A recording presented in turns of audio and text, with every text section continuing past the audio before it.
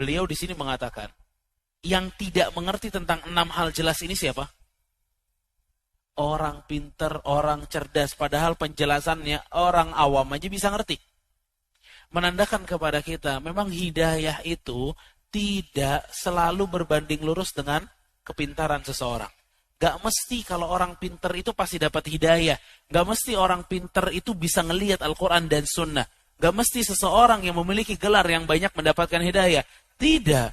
Dan kita buktikan sendiri. Mungkin kita bagian dari mereka. Orang-orang yang tidak memiliki gelar yang banyak. Tapi kita mengikuti apa yang Allah dan Rasul katakan. Sedangkan di sebelah sana, di bagian yang lain, ada orang gelarnya banyak.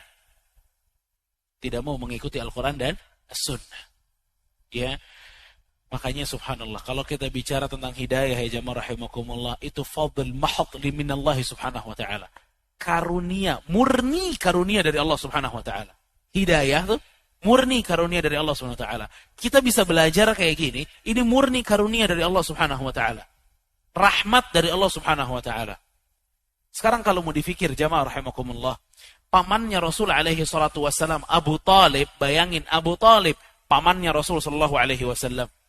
Dia hidup lebih dari 10 tahun bersama Rasul sallallahu alaihi wasallam. Dia selalu mendengarkan apa yang dikatakan Rasul kepada masyarakat tentang Islam. Dia membela Rasul sallallahu alaihi wasallam. Panitia kajian pertama loh ini Abu Talib. Panitia kajian pertama siapa? Abu Talib. Abu Talib yang bilang kepada Nabi sallallahu alaihi wasallam, "Kamu dakwah, saya pasang badan." Ini panitia kajian pertama, cuma yang gagal. Ada panitia kajian pertama juga yang berhasil. Siapa? Khadijah radhiyallahu anha. Dia yang menyokong dakwahnya Nabi sallallahu alaihi wasallam.